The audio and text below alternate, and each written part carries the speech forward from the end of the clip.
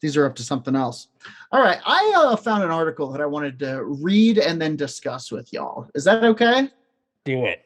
Because this is going to be, this might be a few articles. This might be a two-parter, maybe even a three-parter for me. We will see. This is a segment that I'm calling E.T. Foot Home. E.T. Okay. Foot Home. Foot Home, yeah. So this is from masslive.com. This is an article from 2019. And it was written by Michael D. Kane. Leominster. Is it possible the creature known as Bigfoot, Sasquatch, or by a number of different names all over the world is an interdimensional traveler? I think that's very possible. Now in play with both Bigfoot and UFO researchers, and one that played heavily into discussions at this weekend's Great New England UFO Conference held in Leominster. So some of you might have been at that. You remember it was a great one. All the ideas were flying. Here's some of them.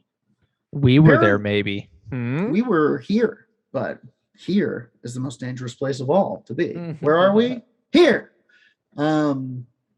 Paranormal researcher William Hall at the convention, ostensibly to talk about ghosts, said the paranormal world as a whole is more connected than people realize, but that is beginning to change, at least from the perspective of those involved in ground level research. Hall, who began his paranormal researcher with UFOs and aliens, said that many of the classic signs from human encounters with otherworldly beings, ghosts, aliens, and Bigfoot have similar signs, be they disappearing beings, fast-moving objects, or strange lights.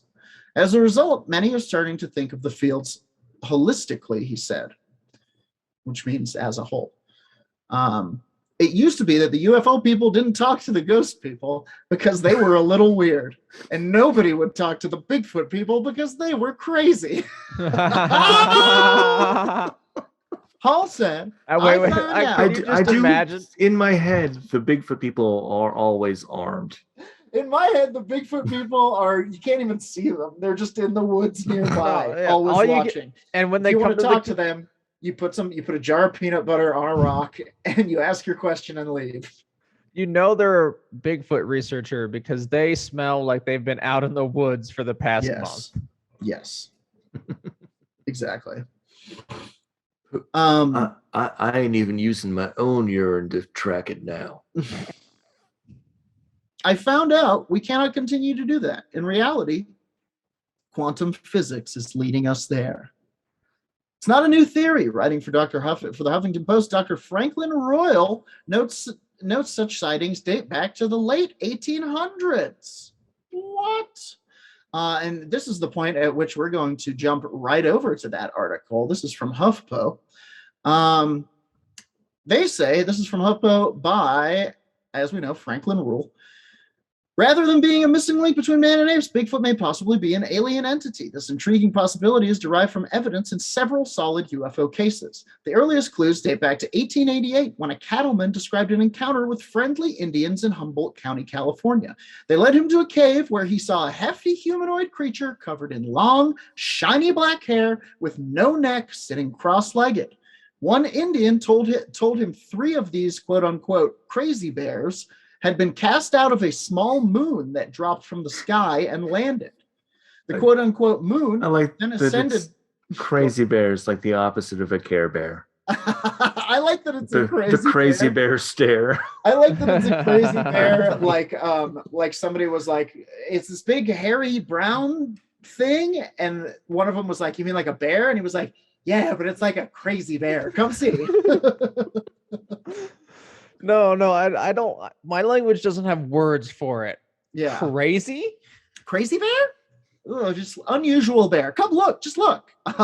The quote-unquote moon then ascended back into the air. So it's highly likely that the crazy bears were really Bigfoots and that the moon was a spacecraft. Okay. Now fast forward almost 100 years to 1973, and Mrs. Rafa Heightfield, and she and her 13-year-old son were sleeping in a trailer in Cincinnati, Ohio, on the morning of October 21st. Rifa arose at 2:30 a.m. to quench her thirst. All right. Nice. By today's terminology, that means something completely different. Yeah. And noticed strange lights in the adjoining parking lot. Looking out the window, her attention was drawn. You think that she arose to vampirically attack somebody? I do. She was thirsty. You up? Okay. Strange lights in the adjoining parking lot. Looking out the window, her attention was drawn in particular to an inexplicable cone of light shaped like a huge bubble umbrella, about 7 feet in diameter. Nearby, she spotted a grayish, ape-like creature with a large, downward-angled snout, no neck, and a sizable waist. Moving slowly, it then entered into the light. About 5 minutes later, both Ape Man and UFO disappeared. Another dramatic incident occurred a few days later, only a few days later, on October 25th, 1973. A group of farmers in Fayette County, Pennsylvania, caught sight of a dome-shaped UFO that was brightly lit and about 100 feet in diameter. As the locals drove toward it, they saw a pair of gargantuan creatures covered with thick, matted hair, luminescent green eyes, and long arms that dangled below their knees. Luminescent green eyes.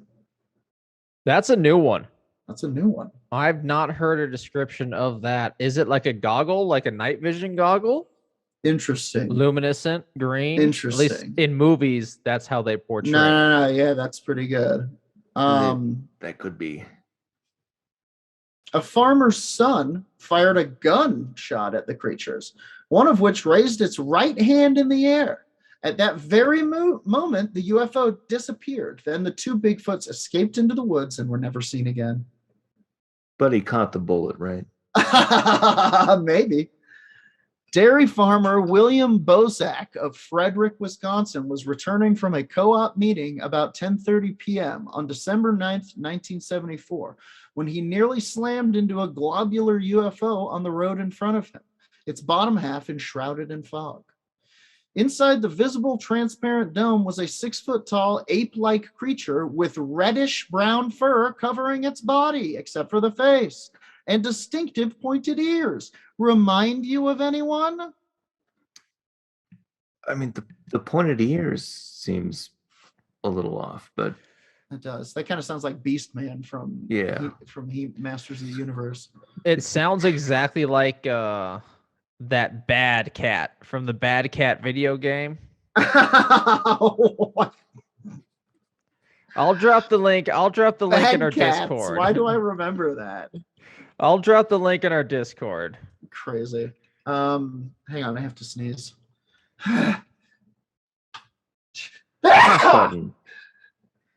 Oh no! Bless you. Oh crap!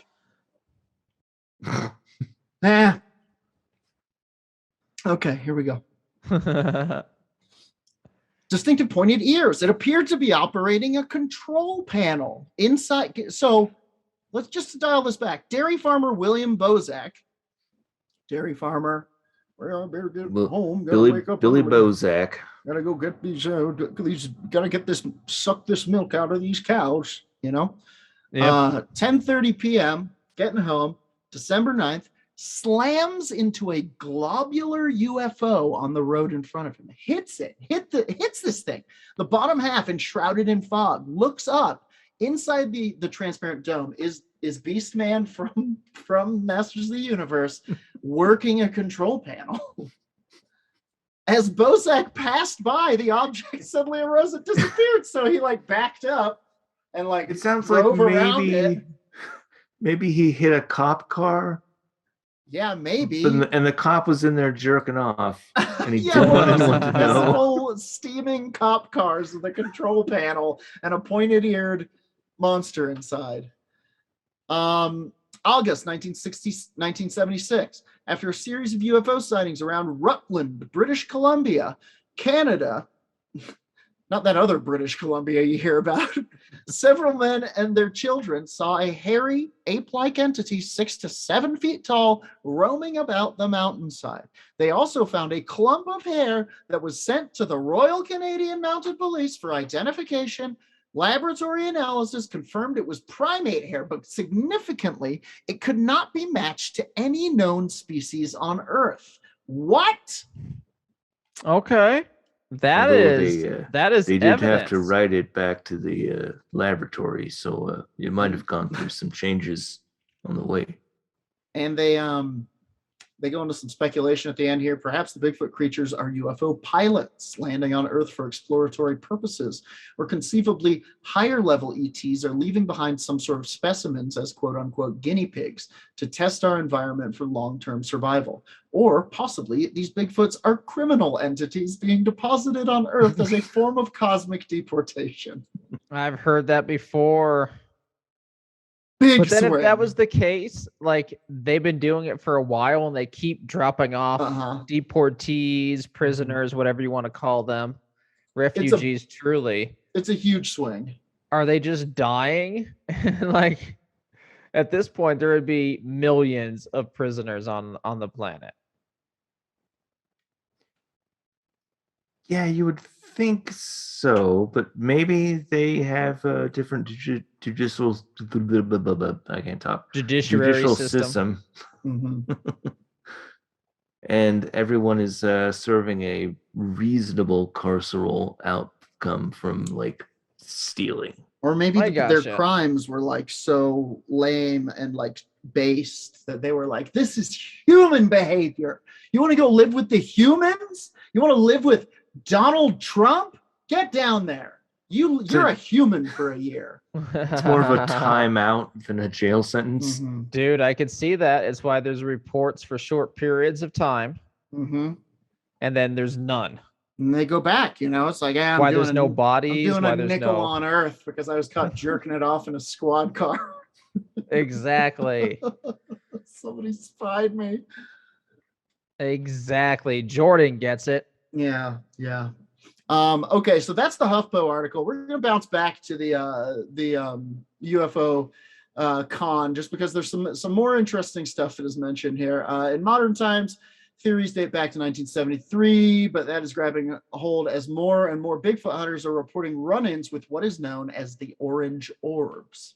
These are fast-moving lights that one may think are alien in nature, but seen in areas associated with Bigfoot. So more and more people are associating these Bigfoot sightings with these orange orbs people are seeing. They're also seeing photographs on like trail cams and shit of orange orbs in areas that are supposedly hot with Bigfoot activity. So is this indicative of some kind of cloaking technology? Is Bigfoot more advanced than we could possibly imagine? Who knows?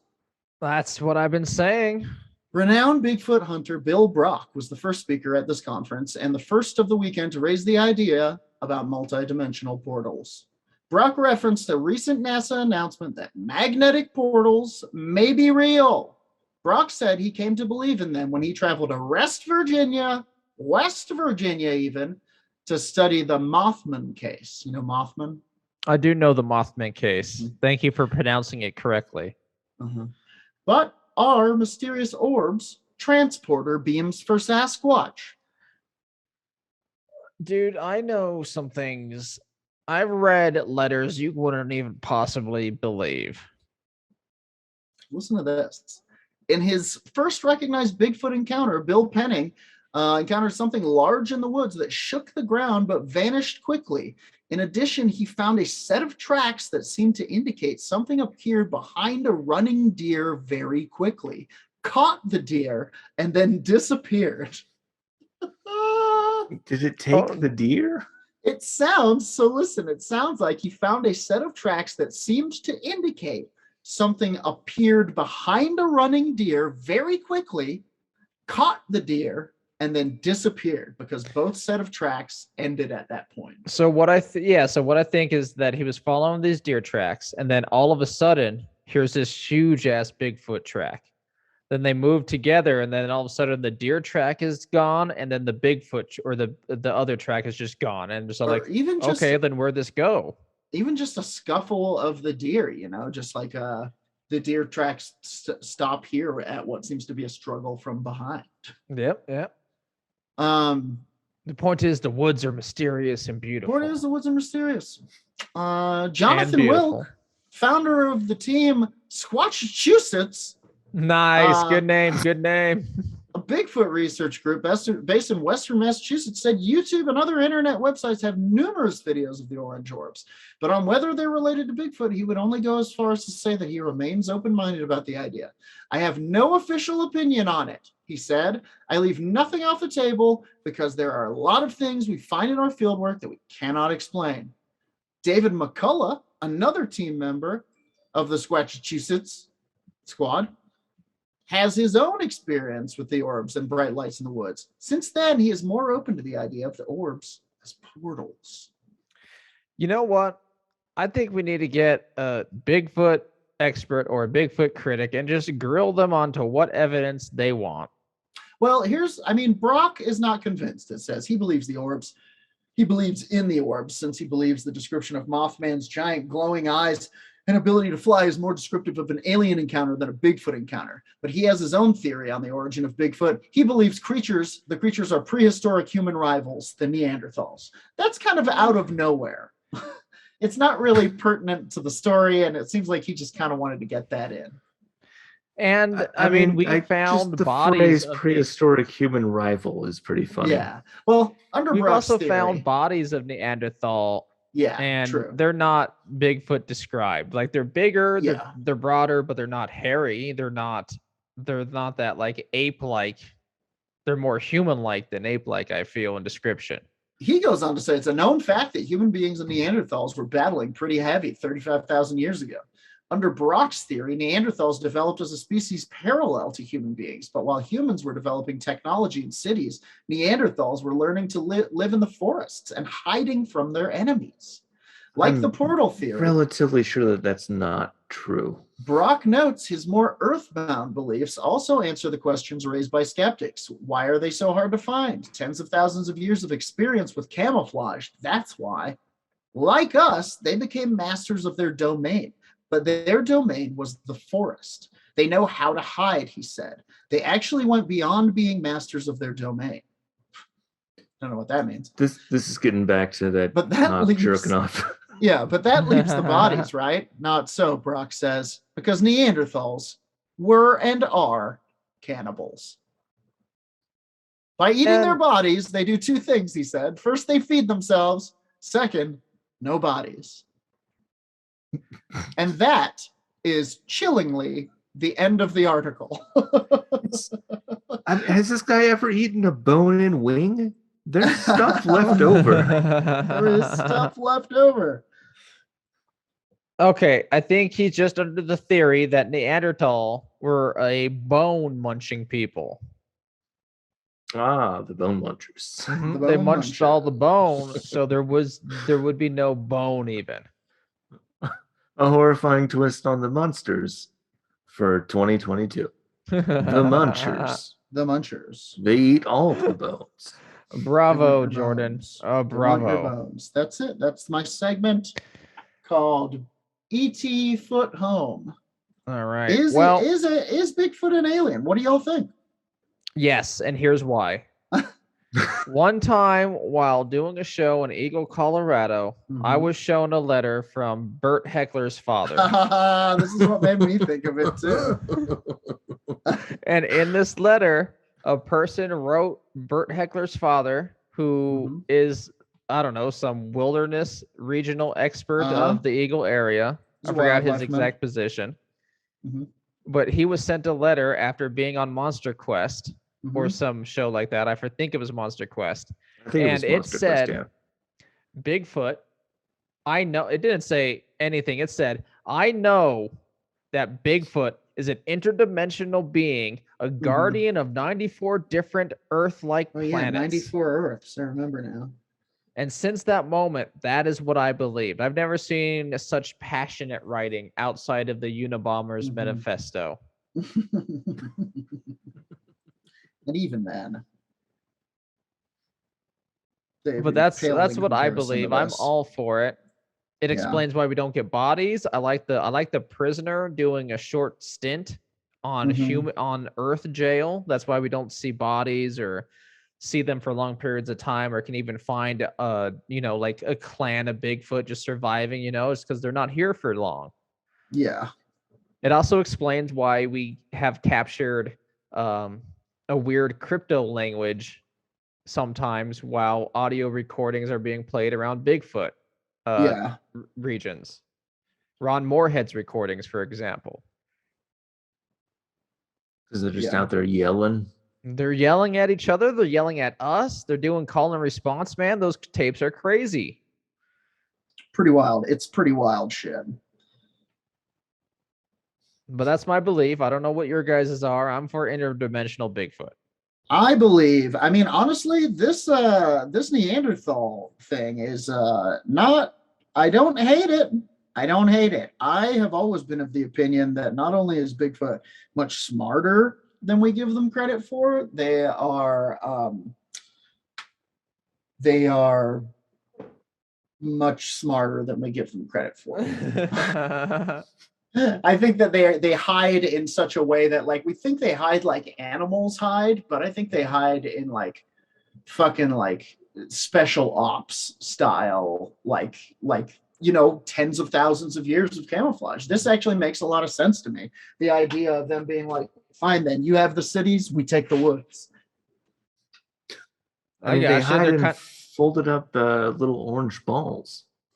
Yeah, that's very strange. That is very strange. I don't know. Maybe there are other Bigfoots in other dimensions. Maybe these are future Bigfoots coming to take care of the past Bigfoots. Perhaps. It's all reasonably possible. Well, I just have more. I got more thinking and questioning and prediction Sounds for like my you've segment. got a lot of thinking to do. Are we ready to close out this episode? Which is why you have to be so. sent to Earth. All right. Then let's talk about SETI